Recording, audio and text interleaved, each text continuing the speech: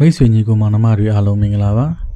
ကျွန်တော်ဒီနေ့ဗီဒီယိုလေးမှာရုရှားလိုနှုတ်ဆက်စကားပြောနည်းရဲ့အတန်ထွက်ပုံထွက်နည်းကိုနည်းစနစ်တကျပြောပြသွားမှာဖြစ်ပါတယ်စလိုက်ရအောင်အခုမြင်တွေ့ရမှာက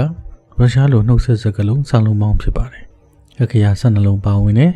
အတန်3တန်ရှိပါတယ်အတန်3တန်ကိုခွဲကြည့်အောင်ဇဒရဲအာဗေကအတန်စုတစ်ခုစတေဗူယေကအတန်စုတစ်ခုချေယေကအတန်စုတစ်ခုဆိုပြီးတော့အတန်3တန်ခွဲထားတယ်အတန်3တန်ခွဲရတဲ့အကြောင်းကတရ3လုံးရှိလို့ဖြစ်ပါတယ်အာဥယေလို့ဖြစ်ပါတယ်အဲ့တော့ဒီစာလုံးပေါင်းအရာအတန်စုတွေနဲ့ဒီစကားလုံးကိုအတန်ထွက်မှဆိုရင်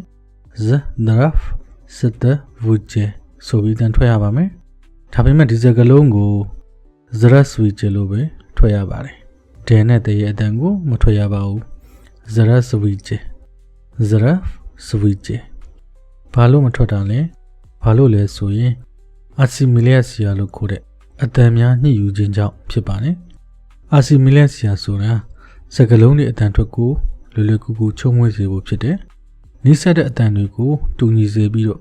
စကားပြောတဲ့အခါမှာခက်ခဲမှုကိုရှော့ချပေးပါတယ်ဥပမာဆယ်နဲ့ဘဲ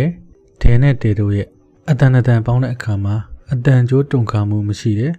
ဆယ်ရဲ့အတန်နဲ့အတန်ကျိုးတုံခါမှုရှိတဲ့ဘဲရဲ့အတန်ကိုညှိယူတဲ့အခါမှာဆယ်ရဲ့အတန်ကိုသူ့ရဲ့ကာယံတူအတန်ကျိုးတုံခါမှုရှိတဲ့ဇယ်ဆိုတဲ့အတန်ကိုပြောင်းပေးရတယ်စပယ်လို့ထွက်တာတဲ့စပယ်လို့ထွက်တာကပို့ပြီးရှုံးမှမှုရှိပါတယ်ဒုတိယတစ်ချက်ကစကားပြောအင်္ဂါအစိတ်ပိုင်းလှုပ်ရှားမှုတွေကိုအလိုက်သင့်ချုံမွေစေတာဖြစ်တယ်စကားပြောအင်္ဂါအစိတ်ပိုင်းတွေဆိုတာစကားတန်ဖြစ်ဖို့လိုအပ်တဲ့ရှားနှခမ်းအခေါင်သွားနှာခေါင်းစသည်တို့ကိုခေါ်တာဖြစ်တယ်ဘဲဆိုရင်အပေါ်နှခမ်းအောက်နှခမ်းကိုထိပြီးအတန်ထွက်ရတယ်ဆဲဆိုရင်အပေါ်သွားအောက်သွားစီပြီးတော့အတန်ထွက်ရတာဖြစ်တယ်ဆဲအတန်ကနေဘဲအတန်ကိုပြောင်းတဲ့အခါမှာ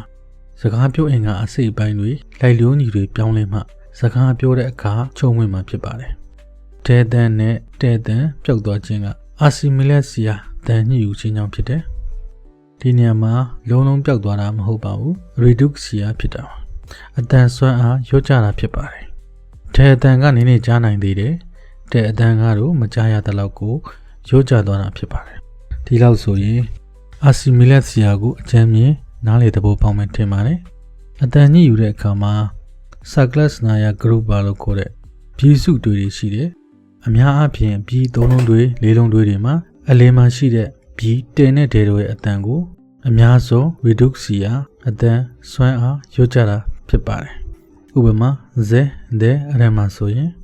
ဒေတန်က reduce ဖြစ်တယ် S တဲဗဲမှာဆိုရင်တဲရဲ့အတန်က reduce ဖြစ်တယ်ပေါ့နောက်တစ်ခုက V အတန်မှာ V ဦးရဲနဲ့ပေါင်းပြီးအမြန်ရွတ်မယ်ဆိုလို့ရှိရင် V ဆိုပြီးတော့ assimilation ဖြစ်သွားတယ်။ကဲနောက်ထပ်စိတ်ဝင်စားစရာတစ်ခုကဒေတို့တေတို့ရဲ့အတန်ကို reduce လုပ်နေမဲ့အစားဒီစကားလုံးမှာဘာလို့စာလုံးထည့်ပေါင်းနေသေးတယ်လဲဆိုတာပါ။အကြောင်းက Zarat speeches ဆိုတဲ့စကားလုံးက Zarat svava ဆိုတဲ့စကားလုံးကိရိယာစကားလုံးကနေလာတာဖြစ်ပါတယ်။ Zarat ဆိုတာကကိုရင်အမြင့်စကားလုံးဖြစ်ပြီးချမ်းမာရေးလို့အဓိပ္ပာယ်ရတယ်။အဲတော့အမြင့်စကားလုံးဖြစ်တဲ့အတွက်ဒဲကိုဖျောက်လို့မရပါဘူး။ဥပမာချမ်းမာရေးဆိုတဲ့စကားလုံးမှာချမ်းမာဆိုတာကအမြင့်စကားလုံးမှာမာကိုဖျောက်လိုက်ရင်ကျမ်းတလုံးလေးနဲ့အဓိပ္ပာယ်မေ့သွားမယ်။ချမ်းမာရေးလို့ပြောရင်နားလေတယ်။ကျမ်းရေးဆိုရင်ဘာမှမသိတော့ဘူး။အဲတော့စကားလုံးအမြင့်ကအရေးကြီးပါတယ်။ S stable မှာလေဒီတိုင်းပါပဲ။ S stable ဆိုတာကနံတွေကိုကိရိယာဖြစ်ပြောင်းပေးတဲ့ morphological